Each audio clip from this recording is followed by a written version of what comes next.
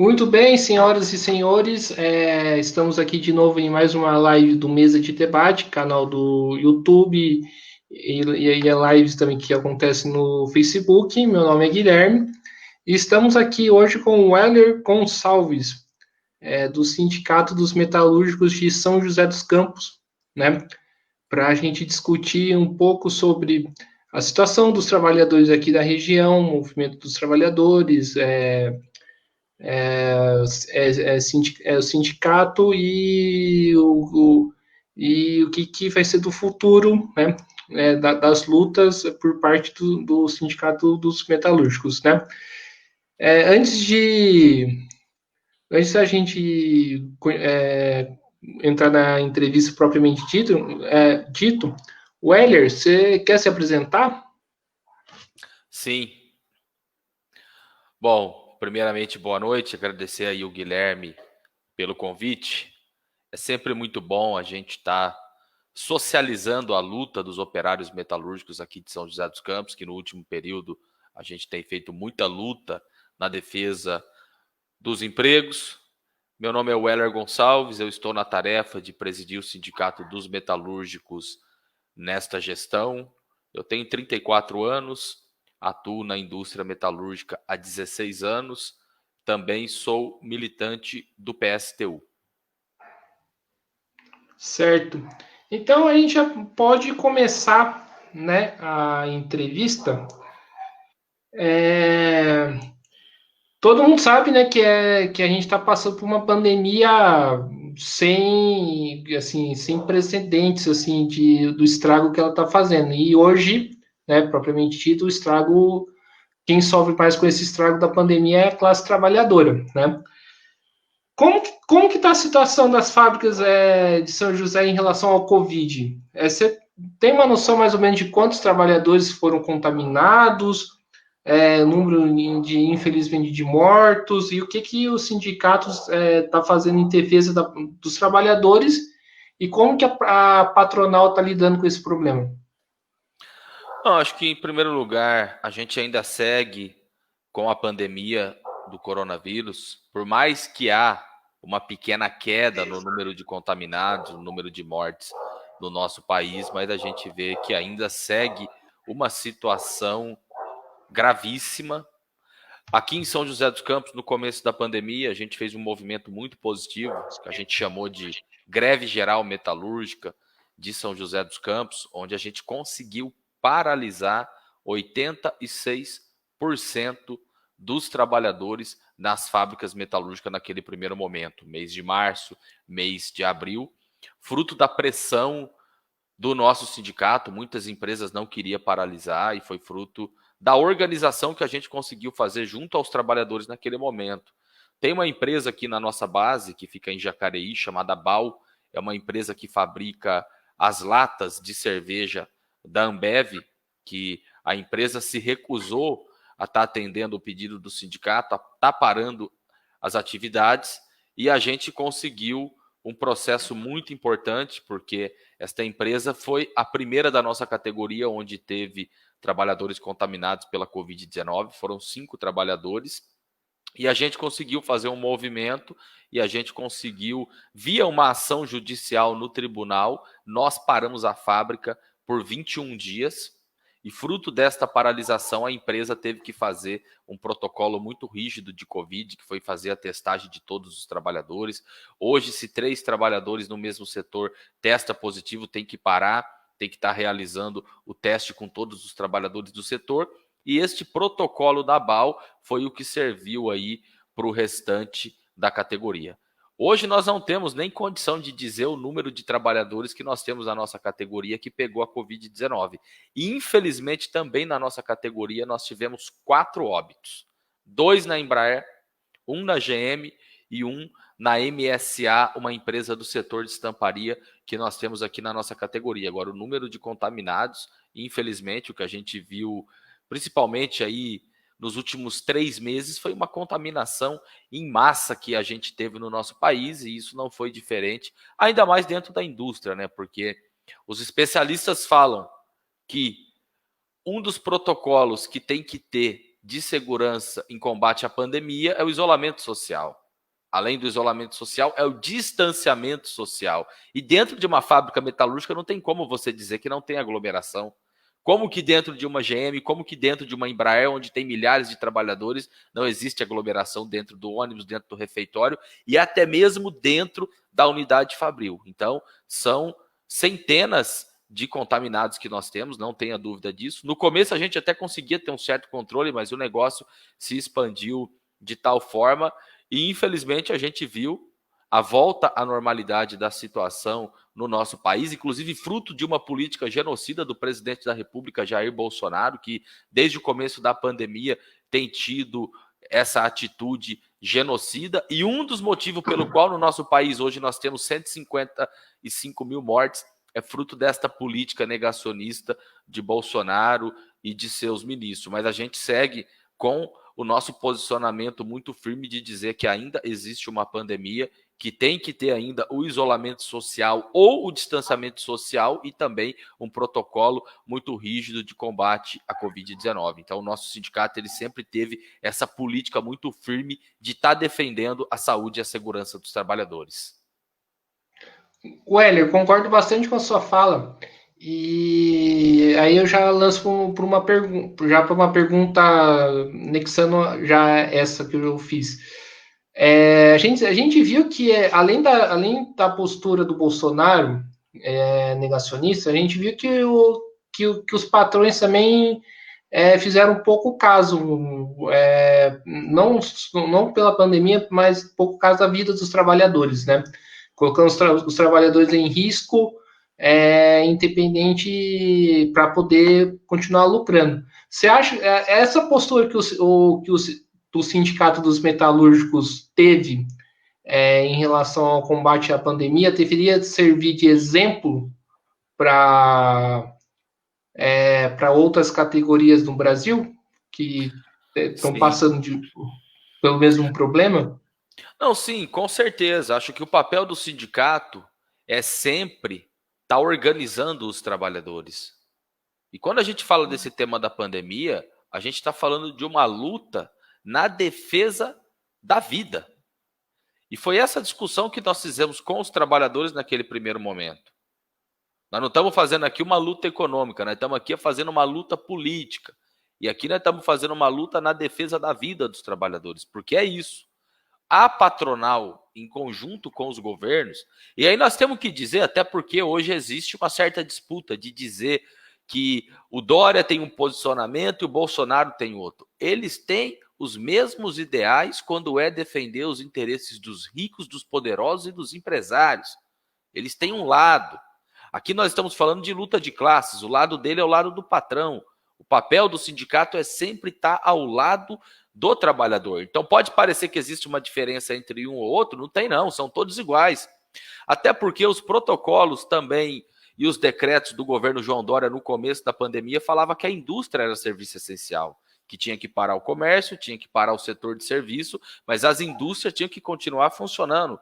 Foi essa a política também do prefeito aqui de São José dos Campos, o Felício Ramute, que é do PSDB, dizer que a indústria tinha que trabalhar normalmente. E a gente sempre defendeu a quarentena geral. Na nossa opinião, se tivesse paralisado tudo, e quando a gente fala tudo, é tudo mesmo, tinha que continuar apenas o serviço essencial, que seria aí o supermercado, seria as farmácias, mas isso também dentro de um protocolo rígido. Se tivesse tido uma quarentena de verdade no nosso país nos primeiros meses da pandemia, talvez hoje a gente estaria numa situação diferente, até porque a gente viu aumentar drasticamente o número de contaminados e de mortos depois que teve a reabertura do comércio de forma generalizada no nosso país. Mas nós achamos que sim, você fazer uma greve geral paralisando 86% de uma categoria não é qualquer coisa. Infelizmente, a gente viu que a nível nacional, principalmente no setor da indústria, não teve esse mesmo pulso firme de todos os sindicatos. Inclusive, naquele momento, a gente falava,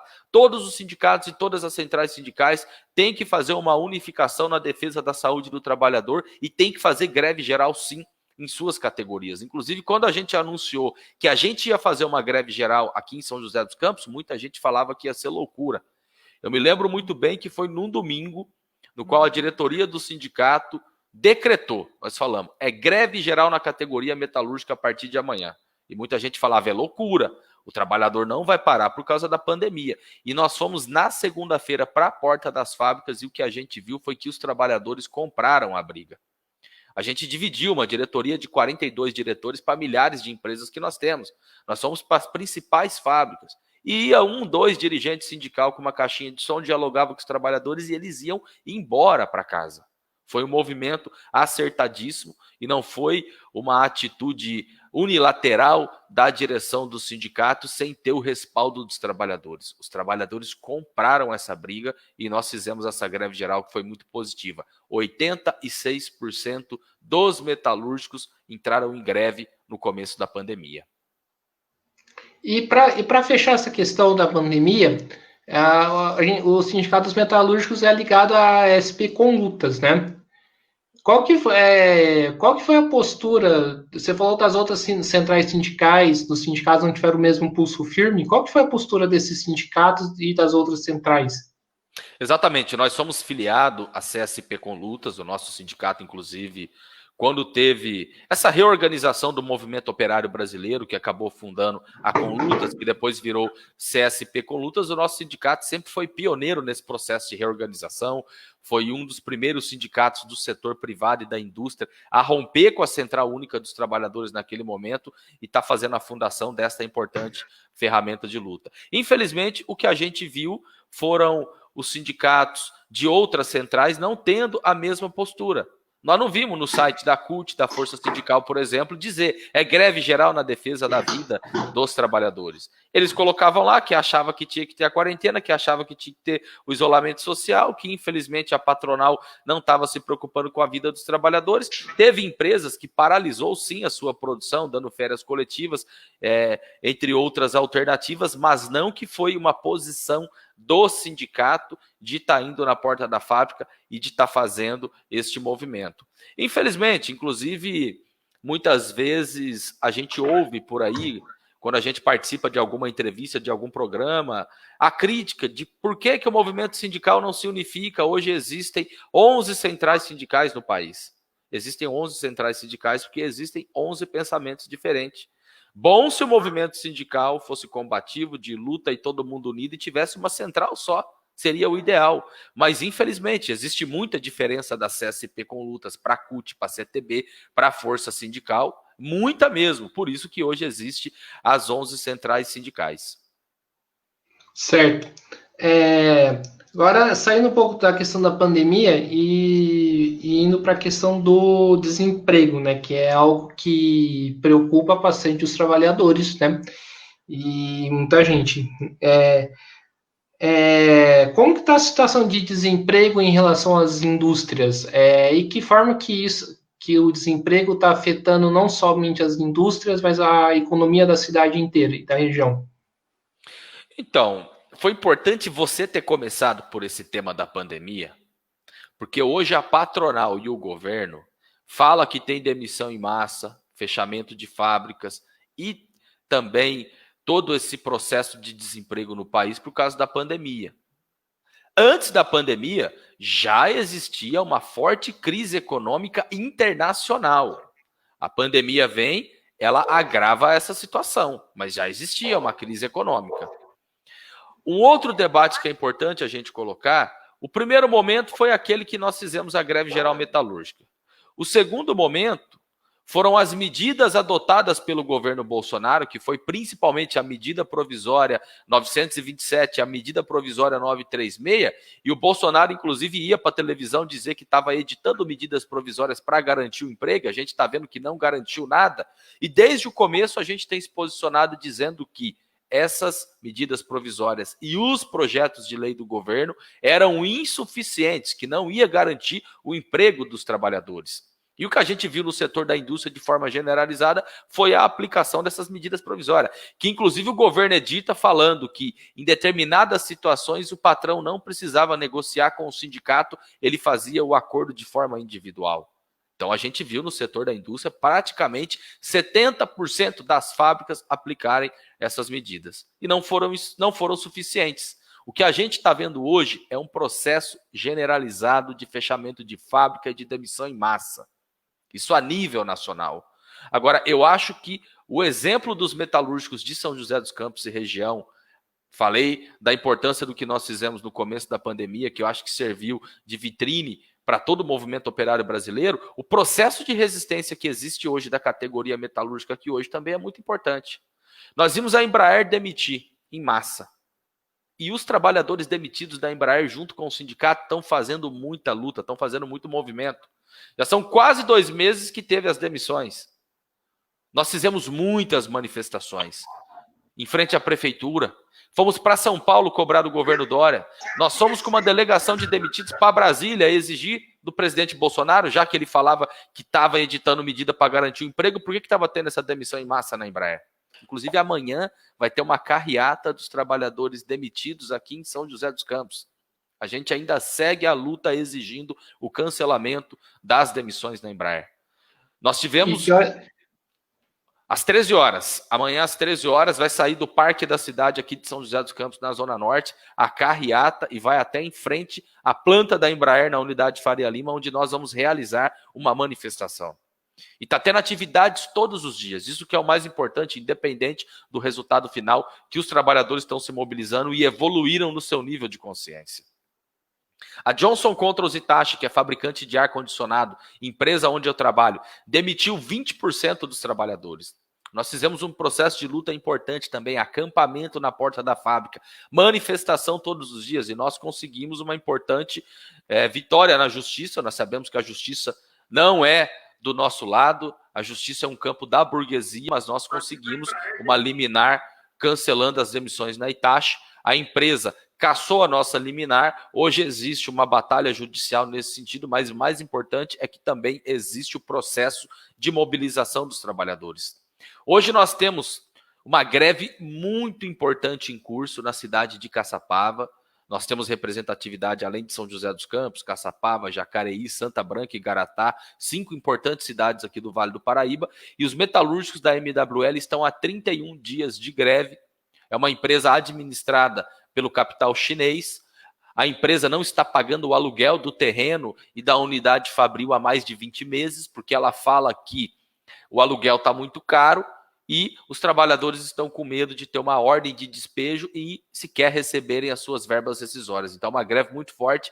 Também os trabalhadores fizeram muita manifestação na cidade de Caçapava, cobrando do prefeito, cobrando da Câmara de Vereadores, e os trabalhadores ocuparam a fábrica na semana retrasada. Os trabalhadores do sindicato entraram lá para dentro, fruto de uma forte repressão policial. Nós tivemos que fazer a desocupação, mas existe hoje um acampamento na porta da fábrica, onde existe movimento todos os dias, e a empresa está com a sua produção completamente paralisada. Um grande exemplo de luta. Nós tivemos ontem uma empresa também aqui na cidade de Caçapava, no qual nós representamos os trabalhadores, a Ubersunner, uma empresa do setor de eletroeletrônico de capital suíço, que também informou os trabalhadores que até o mês de dezembro vai estar fechando a fábrica. Hoje pela manhã, inclusive, teve paralisação dos trabalhadores e a gente inicia ali também um processo de luta. Então, eu acho que o que está acontecendo aqui também é muito importante, cobrir de solidariedade. Acho que essa resistência dos operários aqui da nossa categoria não é qualquer coisa. No meio de uma forte crise, no meio de uma pandemia, e os trabalhadores fazendo esse processo de luta na defesa dos empregos. Certo. Você disse da questão do Bolsonaro, né? O Bolsonaro aperta muito na tecla da economia, né? Da economia, fala que tem que ver a economia. Eu queria que você comentasse um pouco sobre essa posição do Bolsonaro, o que significa a economia para ele. Então, o Bolsonaro, em primeiro lugar, hoje nós estamos vivendo essa situação de desemprego, mais da metade da população do nosso país está desempregada, e o Bolsonaro falava, durante a sua campanha eleitoral para a presidência da República, que os trabalhadores tinham que escolher entre ter empregos ou ter direitos. Hoje não tem direitos e também não tem empregos.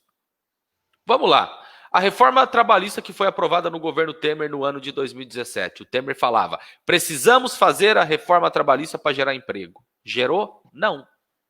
O Temer falava, precisamos aprovar o projeto de lei da terceirização para gerar emprego. Foi aprovado. Gerou emprego? Não. O Bolsonaro entra, faz a reforma da Previdência junto com o Paulo Guedes falando, é para gerar emprego. Gerou emprego? Não, não gerou emprego. E durante esse período da pandemia, o Bolsonaro, inclusive, para contrapor, e aí não estamos falando das ideias do movimento sindical, nós estamos falando aqui da ciência, a ideia dos especialistas de que tinha que ter o isolamento social, ele falava, não, tem que trabalhar porque a economia não pode parar. E aí o nosso sindicato, inclusive, ele faz um debate sobre essa questão do auxílio emergencial que o governo está dando. Era 600, ele corta para 300. A gente sempre defendeu a quarentena, agora, a quarentena garantindo a renda do trabalhador. Porque quando a gente estava, no começo da pandemia, fazendo essa discussão de que tinha que parar tudo, a gente via muitos trabalhadores, de forma honesta, virem conversar com a gente. Poxa, mas eu vendo espetinho ali na esquina do mercado, se parar tudo, como é que eu vou sobreviver? E qual que é a discussão? Tem que parar tudo, mas o governo tem que garantir o seu sustento. E aí muita gente vai falar, mas da onde vai vir o dinheiro? Tem dinheiro sim. É só parar de pagar a dívida pública. Nós estamos falando esse ano que 50% do orçamento, 1 trilhão o governo vai dar para banqueiro. Esse dinheiro daria, em primeiro lugar, para investir, para ter uma saúde de qualidade. E segundo, para o sustento do nosso povo. Então, nós sempre defendemos a quarentena total, mas com a garantia da renda dos trabalhadores. As medidas provisórias que o governo editou, autorizando reduzir jornada e reduzir salário. Nesse cenário, o governo tem que garantir 100% do salário do trabalhador para ele poder ficar em casa. Não pode ter redução nenhuma. Isso do ponto de vista de fazer a discussão do governo. Agora, as empresas também. Aqui na nossa base territorial, nós estamos falando de empresas multinacionais que estão aqui explorando os trabalhadores e uma boa parte dessa margem de lucro vai para o exterior, sequer fica aqui. Então, além do governo, as empresas também têm condição de garantir o emprego e garantir o salário dos trabalhadores. Certo. Só uma questão. Você acha mesmo que, por exemplo, você acha que se os trabalhadores tomassem a dianteira do combate à pandemia e não depender somente de governo federal ou governo estadual, você acha que a gente estaria numa situação bem melhor do que a gente está hoje? Repete a pergunta, por gentileza. Ah, sim.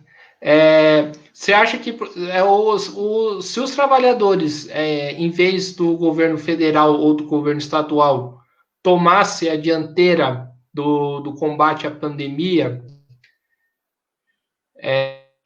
a gente estaria numa situação melhor do que a gente estaria hoje? Não, sim. Até porque, olha só, o Bolsonaro é o presidente da República. Ele é o chefe de Estado. Ele ir para a televisão nos primeiros dias da pandemia e falar, isso aqui é uma gripezinha. Eu que tenho histórico de atleta, se eu pegar não vai acontecer nada comigo. Então imagine, o presidente da República falando. Muita gente acaba seguindo aquilo que ele fala. Então talvez muita gente olhou e falou, opa, pandemia, o negócio é sério. Mas aí vem o presidente e falou outra coisa, eu vou acabar seguindo o presidente. Até porque a gente sabe que, infelizmente, existe uma parcela da sociedade consolidada com o governo.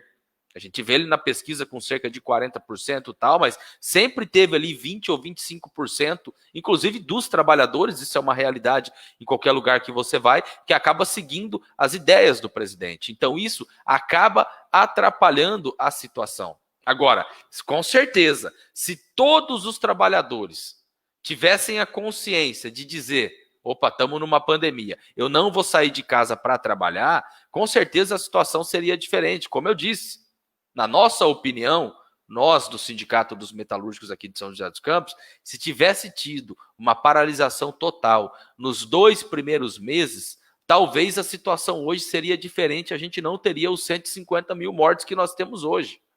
Agora, o trabalhador também, muitas vezes, ele se move pela sua direção. Os metalúrgicos de São José dos Campos fizeram a paralisação, fizeram a greve, porque teve a direção, que é o Polo Consciente, organizando os trabalhadores para isso. Existem rebeliões de base? Aconteceu isso na Itália. Na Itália, o sindicato falava para não parar e os trabalhadores pegaram e fizeram greve. Isso aconteceu em outros países da Europa também. Processo de rebelião de base. Mas na maioria das vezes, a base se move pela sua direção. E aí é papel do sindicato estar organizando os trabalhadores para isso. Certo.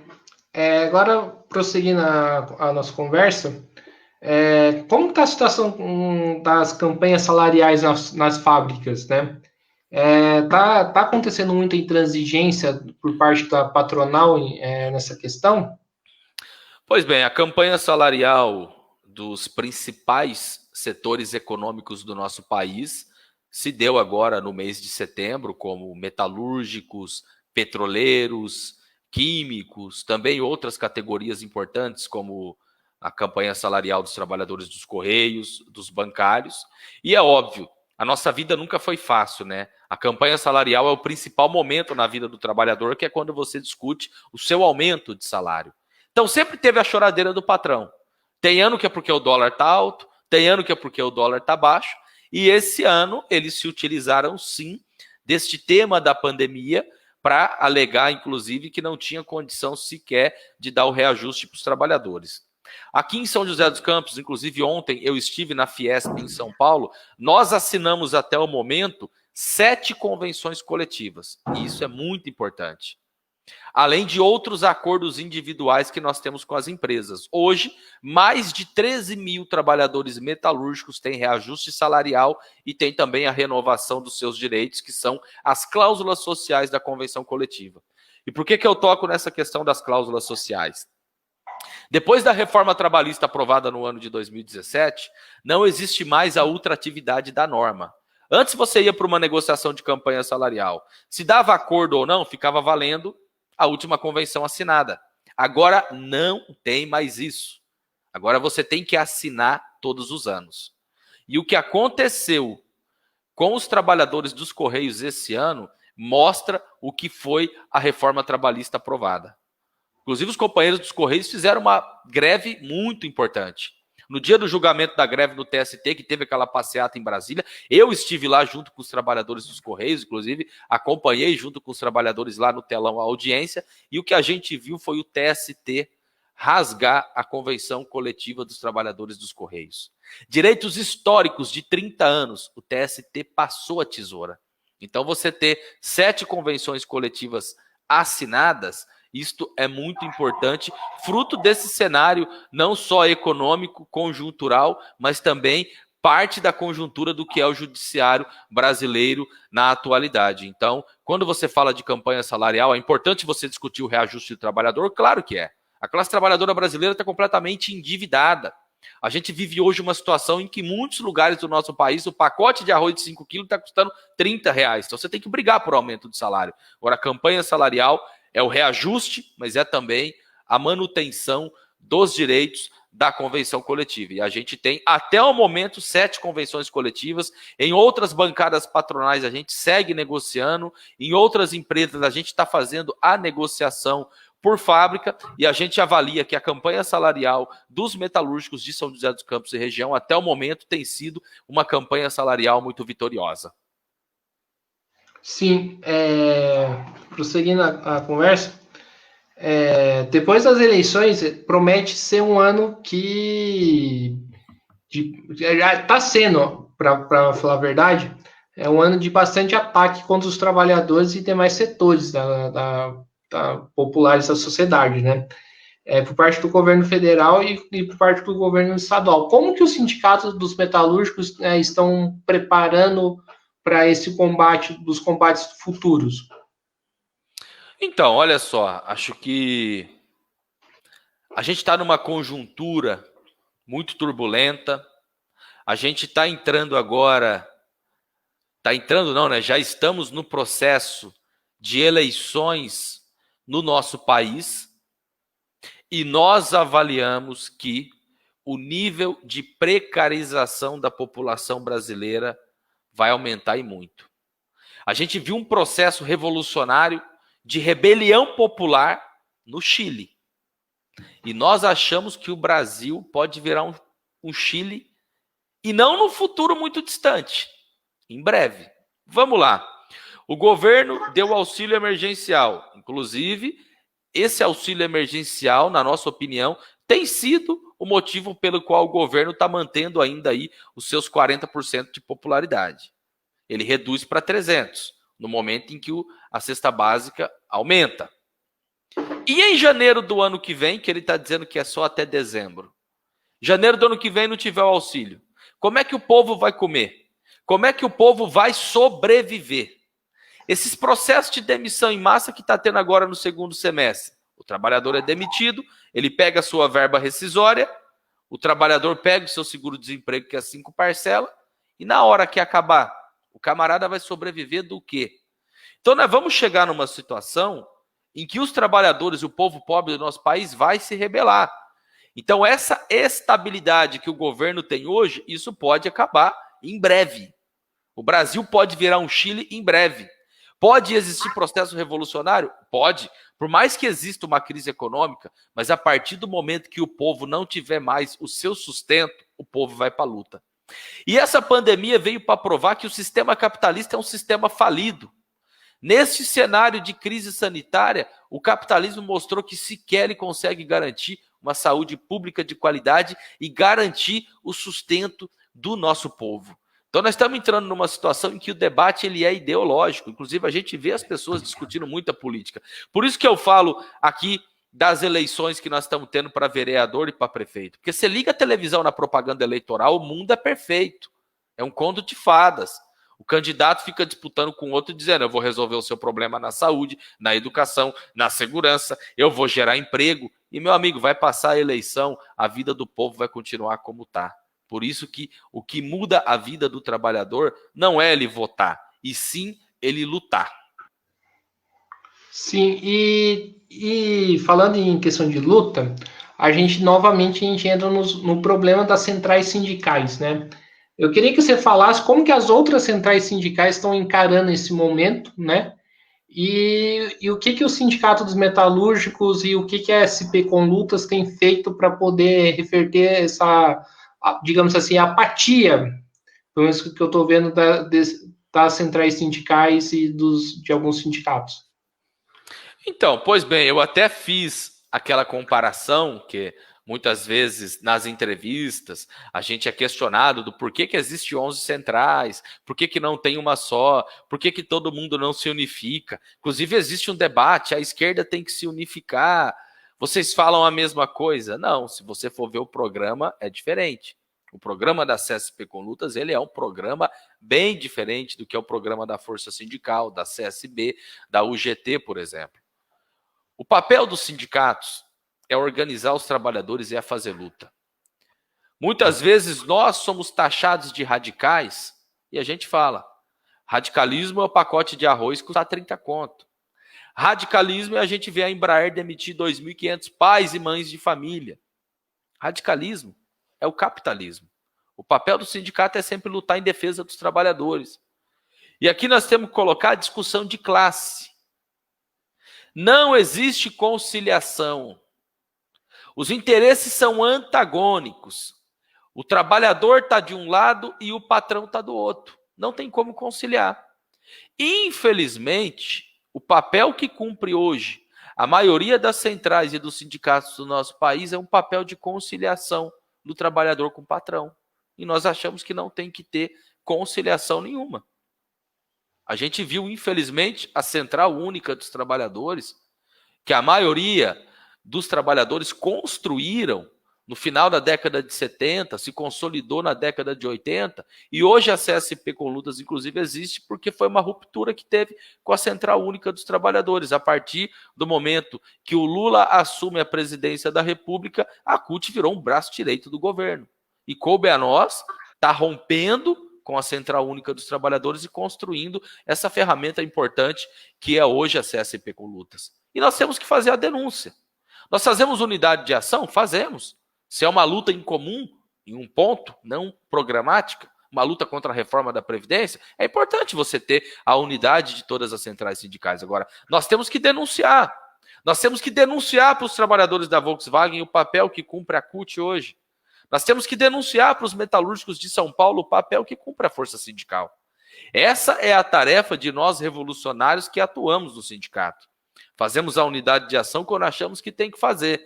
Mas, inclusive, a unidade de ação é para a gente se aproveitar para estar denunciando o papel que cumpre essas centrais sindicais, denunciar junto aos seus trabalhadores. Infelizmente, a gente vê uma paralisia do movimento sindical, e não é de hoje. A reforma da Previdência, a reforma trabalhista, a gente teria derrotado se todas as centrais sindicais tivessem feito um processo de luta sério, paralisando as suas atividades, discutindo com toda a população e disputando o nível de consciência. Mas, infelizmente, como eu disse, isso tem a ver com o programa que tem cada central. E, infelizmente, a maioria das centrais hoje tem um programa que aponta a conciliação de classe do trabalhador com o patrão. Nós pensamos completamente diferente. Não tem como conciliar. O patrão vai querer explorar cada vez mais o trabalhador. E o trabalhador ele tem que lutar cada vez mais contra esse patrão que o oprime. Você falou da CUT, né? Hoje o PT fala que é oposição ao governo Bolsonaro, né? O PT é oposição para derrubar o Bolsonaro para agora ou para derrubar o Bolsonaro em 2022? Muito importante a sua pergunta, porque desde quando o Bolsonaro foi eleito, a gente vê o PT, o PCdoB e outros setores da esquerda falando, bom, em 2022 tem uma nova eleição, nós vamos derrubar o governo até lá. Nós pensamos o contrário. Nós temos que organizar a luta e a resistência dos trabalhadores para derrotar o Bolsonaro, que é esse governo de ultradireita, que vem atacando as liberdades democráticas e aprofundando a retirada de direitos dos trabalhadores agora. 2022 está muito longe. Bolsonaro ganhou a eleição em 2018. E a gente via setores da esquerda no começo de seu mandato falando, tá vendo, vocês votaram nele, tomara que daqui 4 anos a gente tire. E a gente viu que em 6 meses de governo já foi uma pancadaria total para cima do nosso povo. Então nós vamos esperar 2022? Nós estamos em 2020. Está no meio do mandato do presidente. Nós temos que organizar a luta para derrubar ele agora. 2022, meu amigo, se até agora no meio do seu mandato ele já fez esse estrago, imagine mais 2 anos. E infelizmente o PT e o PCdoB não fazem uma oposição de fato para derrubar o governo. O próprio Lula, depois que o Lula foi solto, ele deu entrevista falando, temos que respeitar a democracia, não podemos tirar o presidente que foi eleito. Que democracia? Bolsonaro ameaça as liberdades democráticas. Olha a forma que o Bolsonaro trata a imprensa e os jornalistas do nosso país. Nós vamos esperar mais 2 anos? Então, existe muita polêmica dentro da esquerda. Como eu disse, as pessoas falam das centrais sindicais, mas dos partidos políticos não é diferente. Eu sou militante do PSTU, como disse na minha apresentação. E existem, com diferenças grandes, do PSTU para o PT, para o PCdoB. Então, nós achamos que o PT, que é hoje considerado o principal partido de esquerda, e infelizmente nós temos que dizer, nós estamos aqui na eleição municipal, o PT está fazendo coligação com o PSL em vários municípios do nosso país. Isso é oposição à ultradireita? Você vê as artes divulgadas nas redes sociais.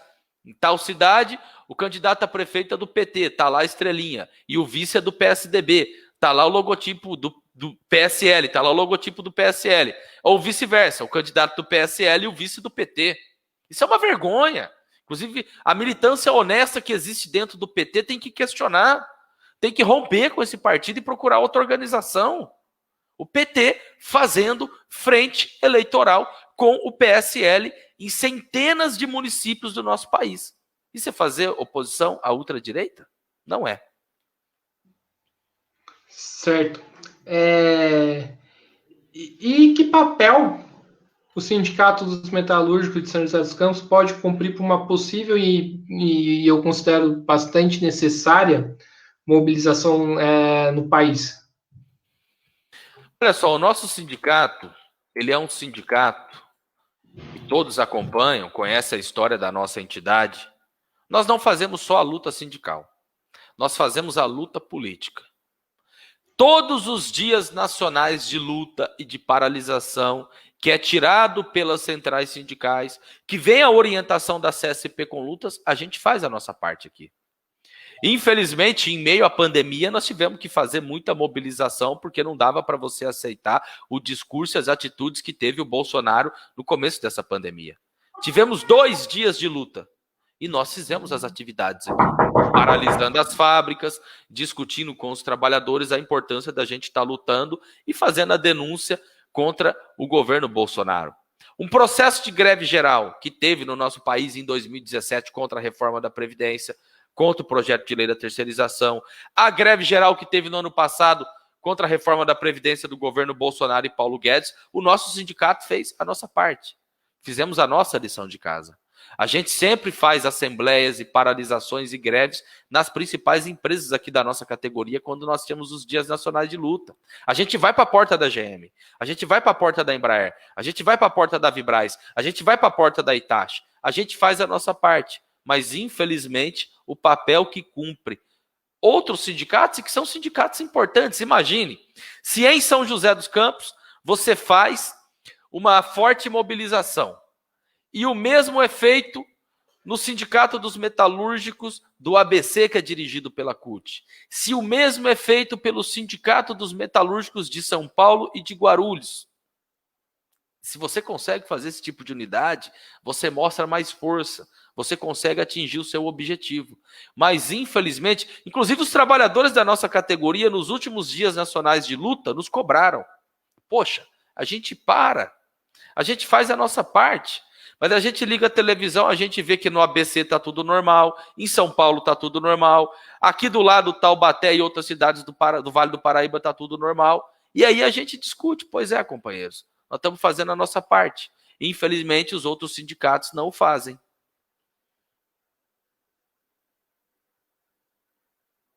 Seu microfone está desligado, Guilherme.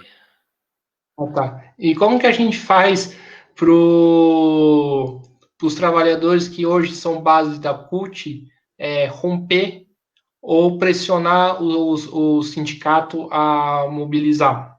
Então, como eu disse, o nosso papel é sempre fazer a denúncia. Agora, nós também temos que ver uma forma de como incidir nessas bases. A CSP com lutas, por isso que eu disse que é uma importante ferramenta de luta e de organização. Surgiram várias oposições sindicais ao longo dos últimos anos, onde a CSP com lutas atuou. E o nosso sindicato sempre apoia as oposições contra as burocracias. Teve eleição para o Sindicato dos Metalúrgicos de Caxias do Sul há alguns meses atrás. Um sindicato dirigido pela CTB. Teve uma chapa de oposição e nós fomos lá para Caxias do Sul apoiar esses companheiros que montam uma oposição porque vê um sindicato burocrático que não organiza a luta dos trabalhadores. Então que muitas vezes nós somos corporativistas, né? E a demanda na base é muito grande. Aqui nós temos as demandas na GM, na Embraer, as demissões, e muitas vezes a gente fica preso nessa situação. Nós temos que romper com este corporativismo. Nós temos que ir para a porta das fábricas que são dirigidas pela pelegada e pela burocracia, distribuir o nosso material e dialogar com esses trabalhadores que eles têm que romper com essa direção e construir uma nova alternativa. Esse é o papel que a CSP com lutas ela tenta desenvolver. Como eu disse, muitas vezes nós que já estamos estruturados no sindicato somos corporativistas e a gente tem que apoiar. Além de apoiar as oposições quando surgem, entusiasmar para que tenha as oposições e para que tenha os trabalhadores rompendo com a burocracia e se colocando à disposição de ser uma direção combativa. E como que está sendo e como está sendo o êxito dessas oposições? O que essas oposições têm conquistado? Quando você está na máquina, é muito difícil. Ainda mais para o burocrata sindical, né? Ele não quer largar o osso de jeito nenhum. Como eu disse, nós tivemos em Caxias, fizemos uma oposição que teve 30% dos votos. Agora é importante, você pega, significa que 30% acredita naquele projeto. E isso faz com que se consolide uma alternativa de direção naquela categoria. Então, independente se você leva o sindicato ou não, Quando você cria uma oposição, você apresenta uma nova alternativa para aquela categoria. Como eu disse, é difícil você fazer oposição, ainda mais em base da burocracia. Mas só de você se apresentar enquanto uma alternativa de direção para os trabalhadores da categoria, isso é importante. Agora, a CSP com Lutas tem ganhado diversos sindicatos, não só no setor privado, mas também no setor público, e tem construído muitas oposições, tem construído trabalho de base via CIPAs, isso é muito importante, que é o chamado, o trabalhinho formiguinha, de você começar no pé da máquina, tete a tete, você ganha um, depois você ganha outro, você ganha um delegado sindical, um cipista numa categoria. Esse trabalho, ele também é muito importante. Sim, e como que os trabalhadores, pelo menos na indústria, recebem as oposições? Então, quando você vai na porta de uma fábrica fazer oposição, principalmente onde a pelegada dirige, você tem uma boa aceitação dos trabalhadores. Nós temos aqui, na nossa região, diversas categorias que procura o Sindicato dos Metalúrgicos. Por exemplo, o Sindicato da Indústria Têxtil que nós temos aqui no Vale do Paraíba. É uma pelegada histórica. Não faz nada para os trabalhadores. Estão junto com os patrões. Esses trabalhadores, vira e mexe, nos procura quando tem uma demanda nas fábricas. E nós já dirigimos várias greves nas indústrias têxtil aqui na nossa região. Tem uma greve que eu sempre conto essa história.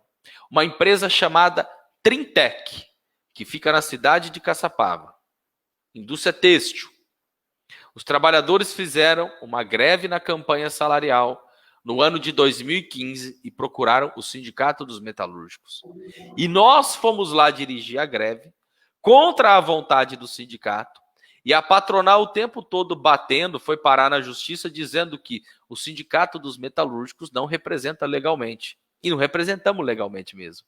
Mas teve uma comissão de trabalhadores que foi para a negociação, que foi dirigida por nós. Nós fizemos ali mais de 20 dias de greve. Nós, no piquete, junto com os trabalhadores. Detalhe, a pelegada desse sindicato foi na porta da fábrica para entrar em contato físico com a gente, querer dar porrada na gente, e os trabalhadores nos defenderam. Os trabalhadores colocaram eles para correr. Falaram, vocês são pelegos que nunca fizeram nada pela gente. O Sindicato dos Metalúrgicos é quem está conosco aqui desde o começo. E colocaram a turma para correr. Vieram para ter confronto físico conosco e os trabalhadores nos defenderam e botaram a pelegada para correr. Então, quando você apresenta uma alternativa, ainda mais onde são os pelegos que dirigem, existem sim uma boa aceitação dos trabalhadores com esse surgimento minimamente de um processo de oposição ou de você apresentar que existe outra alternativa, a não ser essa pelegada e essa burocracia que dirige. Então, na maioria das vezes, tem uma boa aceitação, sim. Certo. Continuando a entrevista, com o bolsonarismo, a gente tem percebido um aumento de perseguição e repressão, né? Que é um governo fruto de um governo de extrema-direita. Como que é a atuação do sindicato na fábrica do bolsonarismo? Tem havido muita repressão, represália contra o sindicato e contra os trabalhadores que tentam fazer alguma coisa? Pois bem. O aumento da represália. Olha só, como eu disse, existe um setor consolidado com o governo, ele tem ali os seus 20%, 25%, ele tem uma pauta conservadora que a gente sabe que fruto de...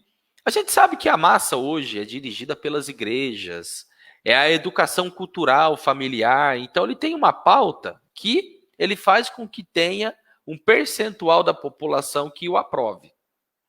A conjuntura ela é muito dinâmica.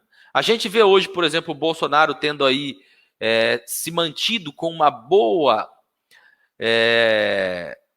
popularidade nas pesquisas. Na nossa opinião, isso é fruto por conta do auxílio emergencial, entre outros elementos, mas existe um setor bolsonarista consolidado na sociedade, isso é verdade.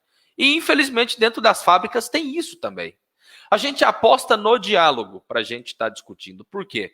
Uma boa parte, inclusive, desses bolsonaristas falam que fecham com o Bolsonaro por conta de ter rompido com o governo do PT. Isso a gente ouve de monte. As pessoas nos abordar e falar, eu votei no Bolsonaro porque o candidato de oposição era do PT. Ou muita gente falar, fiquei tão decepcionado com o PT, que pisou na bola com o trabalhador, que teve corrupção, que eu resolvi sair do pensamento de esquerda e hoje eu apoio o Bolsonaro. Então é importante você fazer este balanço. E o PT, ele quebrou o nível de consciência dos trabalhadores. Hoje, muitas vezes, você vai na porta da fábrica com a bandeira vermelha, você fala de revolução, você fala de socialismo. Muitos trabalhadores falam, eu já ouvi essa história antes, com o PT, com a CUT. Vocês estão vindo falar aquilo que nós já vimos lá atrás. Então, o PT quebra o nível de consciência classista dos trabalhadores. E, na nossa opinião, Bolsonaro chega à presidência da República porque uma boa parte da classe trabalhadora brasileira rompe com o governo do PT. Agora, a gente aposta no diálogo para estar discutindo. Porque é verdade que existe o seguidor bolsonarista, aquele que é roxo, que defende o governo, mas é verdade que uma boa parte dos trabalhadores é confusão ideológica. Não quer dizer que o peão é tudo de direita, que o pobre é de direita. As organizações de esquerda que vai dialogar com as massas com esse pensamento, vai ficar para trás. É melhor você ir dialogar com calma, com tranquilidade, com paciência com o trabalhador, apontar, olha, você votou no Bolsonaro, olha o que ele está fazendo. Você votou no Bolsonaro, ele disse que ia proteger o emprego, está tendo demissão em massa. E você ir desenvolvendo. É nisso que a gente aposta. No diálogo e no trabalho de base junto aos trabalhadores. Mas em questão a repressão e represália dentro das fábricas, como que está essas situações? Você quer dizer do setor bolsonarista atacando aqueles que fazem Não, oposição? do setor da patronal. Ah, sim. Não, a gente não vive uma democracia, né? Eles falam que a gente está num país democrático. Eu disse aqui ao longo das minhas intervenções que o Bolsonaro ele ameaça as liberdades democráticas, mas mesmo em governos anteriores. Eles falam que a gente vive numa democracia, mas não vive. Dentro da fábrica não existe democracia. Dentro da fábrica, se o trabalhador não tem estabilidade e ele levanta a mão e fala que ele quer lutar, está na rua. O sindicato que tem que utilizar da sua estabilidade para estar organizando os trabalhadores. No processo de greve, como é um ambiente coletivo, é um cenário diferenciado. Ora, do ponto de vista individual, o trabalhador dentro da fábrica sofre represália sim. Existe muito assédio moral. Se o trabalhador for dentro da fábrica com a camisa do sindicato ou com uma camisa de algum partido político de esquerda, ele vai ser demitido. O patrão não vai pensar duas vezes. Então ainda existe sim muita represália, existe sim muita conduta antissindical, existe muito assédio da patronal com os trabalhadores. E em questão de medidas jurídicas, quando acontece uma medida de represália, como que o sindicato atua juridicamente? Porque eu concordo que o judiciário é um instrumento da burguesia, mas ao mesmo tempo a gente tem algumas liberdades democráticas, como por exemplo a liberdade sindical, né? Como que o sindicato dos sindicatos, desculpa, como o setor judiciário dos sindicatos metalúrgicos, o jurídico atua? Olha, exato. A justiça é um campo da burguesia, não é um campo dos trabalhadores. Porém, a gente sabe que muitas vezes, além do processo de luta, que é o processo político, você tem que recorrer ao judiciário. Se tem um assédio moral dentro de uma empresa, além de você fazer a luta política, você vai para a justiça para denunciar a empresa que ela tem que indenizar o trabalhador porque ela praticou assédio moral. A conjuntura do judiciário hoje não é uma conjuntura favorável para os trabalhadores. Porém, eu citei aqui, a gente conseguiu na Johnson contra os Hitachi, onde eu trabalho, uma liminar na justiça cancelando as demissões. A gente já teve casos aqui em que, fruto de conduta antissindical ou de perseguição e assédio moral aos trabalhadores, a gente conseguiu também na justiça com que a empresa pagasse indenização. A gente consegue aqui reintegrar muitos trabalhadores lesionados que sofrem acidente ou têm lesão provocada pelo esforço repetitivo do trabalho na empresa, fruto da nossa convenção coletiva, colocar o trabalhador de volta para dentro da fábrica através de reintegração. E nós temos aqui no nosso sindicato um corpo jurídico muito capacitado, muito competente. Eu digo que é um dos melhores departamentos jurídicos que nós temos no nosso país. A gente consegue muita reintegração de trabalhador ao seu local de trabalho, a gente consegue muitas liminares, inclusive cancelando demissão, mas, em primeiro lugar, é fazer a luta sindical, é fazer a luta política. A luta jurídica, ela vem em segundo plano, mas muitas vezes se faz necessário, sim. Você acabou respondendo a sétima pergunta que eu iria fazer, né? E eu queria fazer um comentário em relação à questão da greve dos Correios, né? Muito do que se escutava dentro mesmo da esquerda, que é algo que eu particularmente acho um absurdo, é falar que agora é bem feito, quem mandou votar no Bolsonaro agora tá reclamando, né? Eu queria que você comentasse um pouco sobre isso, essa postura da esquerda, de setores da esquerda contra a greve dos Correios. Não, a gente viu muito disso, lamentavelmente, no Facebook, o trabalhador carteiro colocando que estava fazendo greve porque o governo estava querendo retirar seus direitos, e muita gente, bem feito, você votou no Bolsonaro. É aquilo que eu disse. Na minha opinião, a organização de esquerda que vai dialogar com a massa, falando pobre de direita, bem feito, votou no Bolsonaro, tem que se ferrar, vai ficar falando sozinho. Com isso você não vai dialogar, com isso você não vai construir nada. A greve dos Correios foi uma derrota econômica? Foi. Perderam muitos direitos históricos. Mas eu não acho que é uma derrota histórica para essa categoria. Eu estive lá na manifestação em Brasília no dia que teve o julgamento no TST. E por mais que foi essa derrota econômica, a gente via a moral da tropa. Muitos companheiros falando, perdi, tudo bem, mas eu lutei. Essa categoria não sai derrotada. E a principal luta que os trabalhadores dos Correios vão ter que fazer em breve é a luta contra a privatização. Porque Bolsonaro vai querer privatizar os Correios. Agora, você colocar a culpa na categoria, porque é isso, o Bolsonaro, se você for ver, principalmente aqui no estado de São Paulo, ele ganhou com mais de 70% na maioria dos municípios. Então isso significa que o carteiro votou no Bolsonaro, assim como o metalúrgico votou no Bolsonaro, assim como quem é de classe média. No geral, o povão votou no Bolsonaro.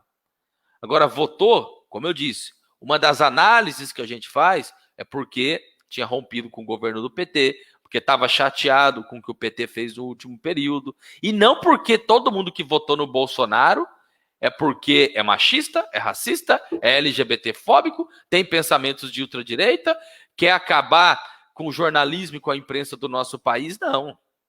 Tem um setorzinho consolidado que fecha com as suas ideias, mas não é a maioria. E na nossa opinião segue uma polarização na sociedade.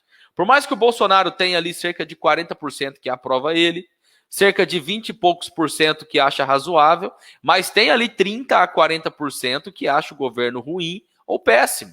Então existe uma polarização na sociedade. Assim como crescem os pensamentos e os ideais de ultradireita, também cresce o pensamento de esquerda e socialista. Na nossa opinião, existe uma polarização. E se você for entrar com esse discurso sectário de chamar o pobre de direita, falar bem feito porque você votou no Bolsonaro, você não vai dialogar e você não vai construir nada. Faltou uma alternativa de esquerda ao PT, que, na sua opinião, que se tivesse essa alternativa, o bolsonarismo não tivesse ganhado a eleição ou tivesse, pelo menos, mais fraco do que ele é hoje? Olha só, como eu disse, eu sou militante do PSTU. O PSTU é um partido pequeno e você construir um partido de fato revolucionário não é fácil. Agora, nós achamos que o PSOL, ele perdeu uma grande oportunidade.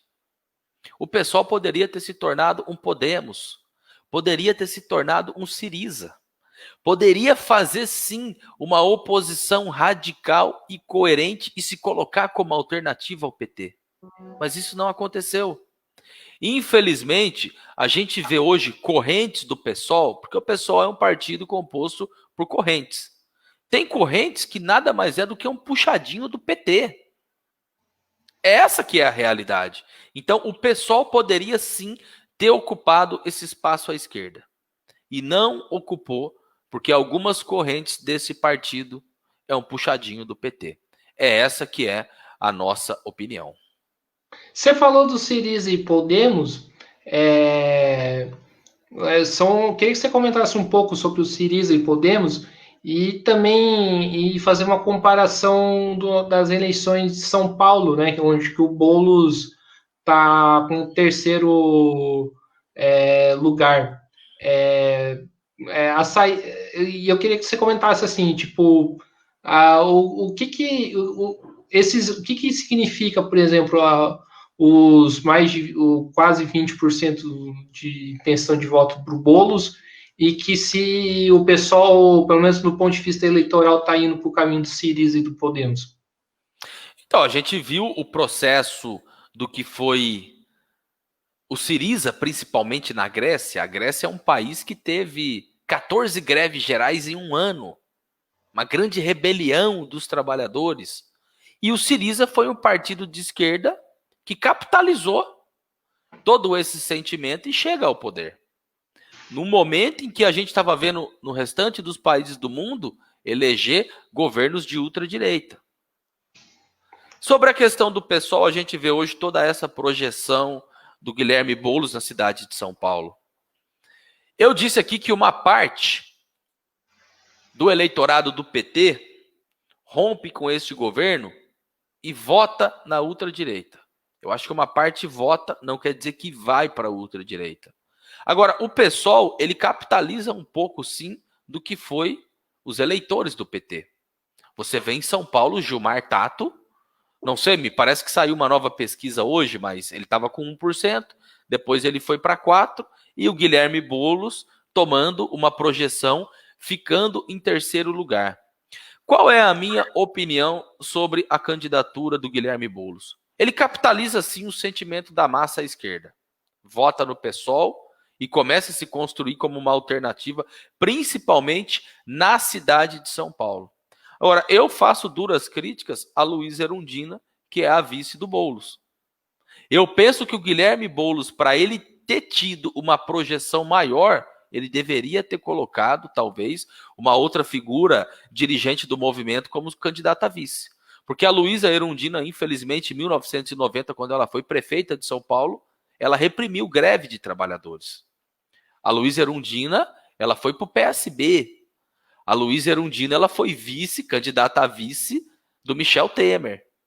Então, é essa a crítica que eu faço, do ponto de vista, inclusive, de você se construir como uma alternativa de esquerda para as massas.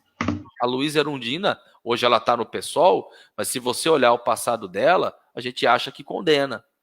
E a candidatura do Guilherme Boulos, pode ser que ele chegue ao segundo turno das eleições. Agora, em minha opinião, o programa do Guilherme Boulos na cidade de São Paulo não é um programa que aponta uma ruptura com o sistema capitalista.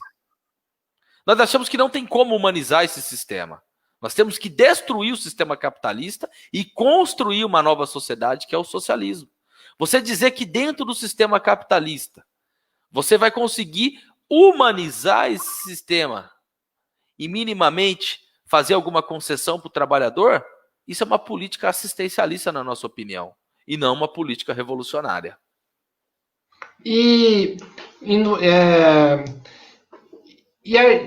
Mudando um pouco de assunto, as grandes empresas aqui da região, junto com jornais e outros setores, levantam uma calúnia contra o sindicato dos metalúrgicos, né?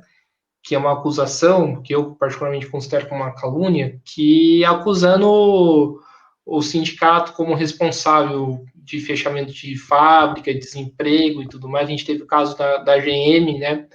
Onde se escutou bastante disso. Eu queria que você comentasse um pouco sobre essa acusação.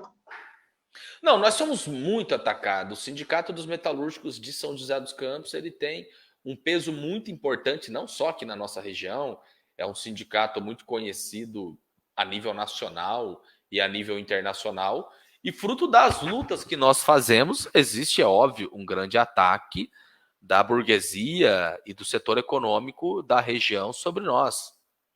Todos sabem que quem dirige o Sindicato dos Metalúrgicos de São José dos Campos é uma corrente trotskista. E isso para o patrão significa uma corrente que não vai discutir só o sindicalismo com os trabalhadores, mas vai discutir uma proposta de poder. Então, é óbvio que vai vir muito ataque dos patrões, muito ataque das igrejas. Agora, digo para você, este processo de luta que nós estamos fazendo aqui na defesa dos empregos, Embraer, MWL, Hitachi, Uber-Sunner, existe um sentimento diferente da sociedade. Até um período anterior, quando fechava uma fábrica, a culpa é do sindicato. E o presidente, então, é quem aparecia nas manchetes.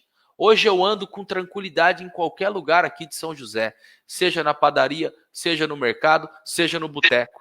O que a gente vê é a população vir falar, vocês estão certo. A Embraer pega dinheiro do BNDES, que é dinheiro nosso, e demite. Vocês estão certo. Tem que lutar em defesa dos empregos. E nós, inclusive, estamos fazendo um debate público aqui, dizendo o seguinte, nós queremos discutir com os prefeitos de São José, de Jacareí, de todo o Vale do Paraíba, a Câmara de Vereadores, que sempre acusou o sindicato de ser culpado pelos empregos. Agora está tendo aí esse monte de demissão e fechamento de fábrica. A gente não vê ninguém se pronunciando. A gente manda carta pedindo reunião para discutir a situação, eles nem respondem. Nós queremos fazer esse debate público e fazer o balanço. A culpa do desemprego aqui era do sindicato? Não. Se o patrão abre ou fecha uma fábrica, isso é da estrutura do sistema capitalista, onde ele vai, a guerra fiscal que existe. A GM mesmo. A gente sempre era muito atacado. GM. Aí as pessoas falam, a GM em São José dos Campos tinha 13 mil trabalhadores, hoje tem 5. Aí eu digo, a Volkswagen no ABC tinha 30 mil, hoje tem 9. E o sindicato lá entregou tudo, dizendo que ia gerar emprego e não gerou. Então o processo de reestruturação produtiva, a revolução tecnológica, entre N elementos, isso acontece na cadeia produtiva a nível nacional. Não é em São José dos Campos, porque somos nós do PSTU que estamos à frente do sindicato.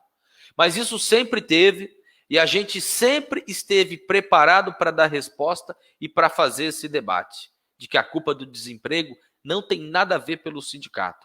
O sindicato existe para organizar a luta dos trabalhadores. O sindicato existe para ser classista. Tem que sempre estar do lado do trabalhador e nunca do lado do patrão. Certo.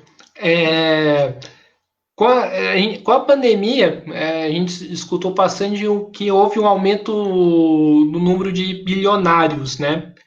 Você consegue avaliar quanto que cada empresa ganhou? Se essas empresas aqui da região lucraram ainda mais com a pandemia?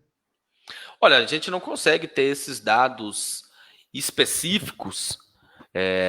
A gente viu que aumentou o número de bilionários. Infelizmente, é quando tem crise econômica que a gente vê o rico ficando cada vez mais rico e o pobre ficando cada vez mais pobre. De fato, houve uma queda na produção das empresas. Se você pegar o setor aeronáutico, a Embraer, houve uma queda. Os aviões ficou no chão, principalmente no que toca à aviação comercial a nível de voo internacional. Agora, qual é o debate que nós fazemos? Não só a Embraer, a GM ficou parada alguns meses. Essas empresas têm capital suficiente para manter os empregos, manter a renda e não demitir nenhum trabalhador. Porque é aquilo que eu disse, por exemplo, a Embraer. A Embraer hoje, ela é uma empresa que ela é controlada por acionistas que sequer ficam aqui no país, a maioria são estrangeiros.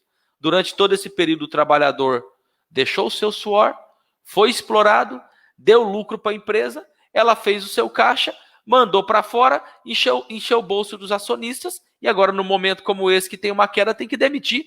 O mesmo é a GM, o mesmo é a Ford, o mesmo é a Volkswagen. Remete a margem de lucro para o exterior. Tem dinheiro, tem condição de manter os empregos, tem condição de manter a renda do trabalhador. Mas para o capitalista, quando cai um pouquinho a sua lucratividade, tem que demitir, porque o coração do capitalista ele bate no bolso. Certo. E a gente conversou bastante, né?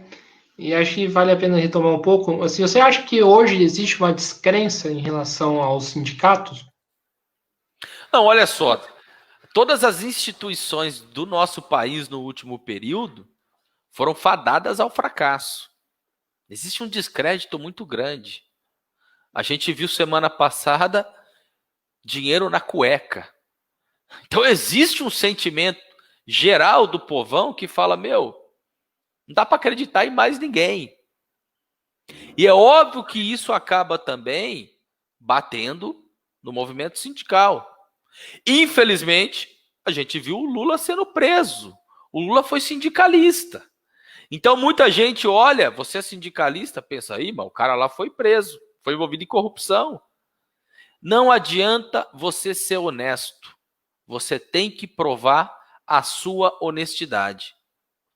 Não sei dizer se a nível de Brasil, até porque eu fiz aqui um pouco da caracterização que eu tenho do movimento sindical brasileiro, mas eu acho que, por exemplo, o Sindicato dos Metalúrgicos de São José dos Campos, depois da pandemia principalmente, ele vai sair mais fortalecido junto aos trabalhadores da base e também junto à sociedade. Essa é a minha opinião. Não sei dizer dos outros sindicatos qual foi a atuação, até porque, pelo balanço que a gente fez aqui, é uma atuação pífia, não organizou os trabalhadores no começo da pandemia para fazer greve geral em defesa da vida. Agora, os sindicatos que atuaram no último período, organizando a luta dos trabalhadores, eu acho que vai ter respaldo e vai sair nos próximos meses, no cenário pós-pandemia, mais fortalecido. Mas também com isso não quero dizer que todo esse descrédito que existe nas instituições também não bata na gente. Não adianta ser honesto, você tem que provar a sua honestidade. E para fechar, né? A gente já está com mais de 1 hora de discussão, uma discussão muito boa, por sinal. Quais são as perspectivas para o país no futuro? Bom, como eu disse, a conjuntura está muito turbulenta. A gente acha que o nível de precarização dos trabalhadores do povo pobre do nosso país vai aumentar cada vez mais. A partir de janeiro, se não tiver mais o auxílio emergencial, nós podemos ter uma rebelião popular no nosso país, como foi no Chile, que aí não vai ter o sustento, aí não vai ter o prato de comida. Então, nós avaliamos o seguinte: existe uma crise econômica a nível mundial muito forte. E nós achamos que a situação tende a piorar. Agora, eu não acho que a classe trabalhadora brasileira e mundial está derrotada. Se tiver uma alternativa de direção, talvez a gente consiga guiar as massas para que neste momento difícil e turbulento tenha um processo de luta e que a gente tente mudar um pouco a situação do nosso país. Além de sindicato, presidente desta entidade, no qual tenho muito orgulho de estar à frente desse sindicato, que na minha opinião é um dos principais que existe não só no Brasil, mas no mundo. Eu, como militante de um partido político, discuto com a rapaziada. A luta sindical é limitada. Você pode fazer uma luta na campanha salarial e pegar 100% de aumento. No outro dia vem a inflação de 200 e come todo o aumento que você pegou. Então existe um limite. Nós temos é que construir partidos revolucionários para tomar o poder.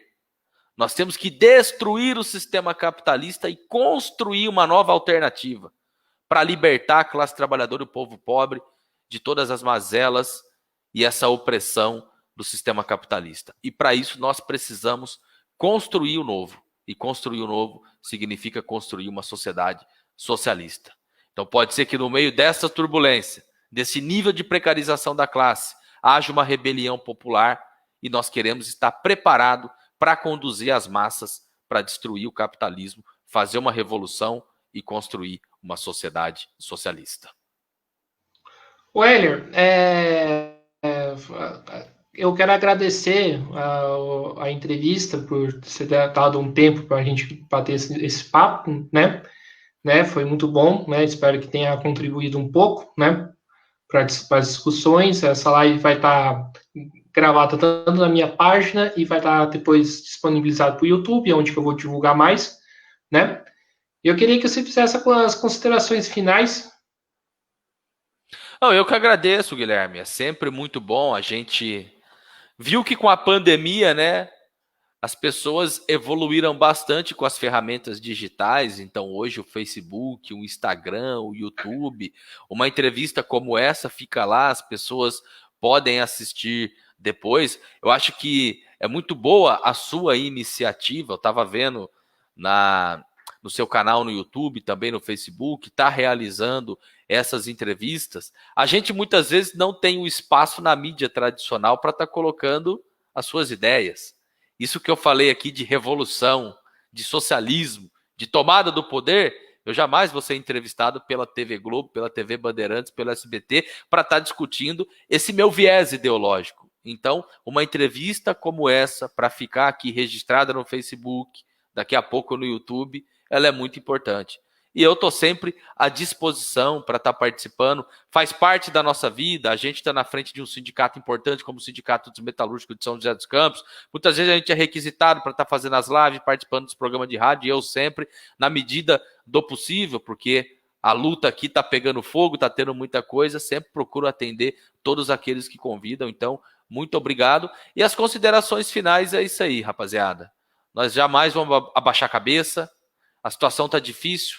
É um governo de ultradireita no nosso país, mas nós acreditamos na classe trabalhadora. Um dia nós vamos virar o jogo. Forte abraço a todos. Com certeza. Então, finalizando a live aqui.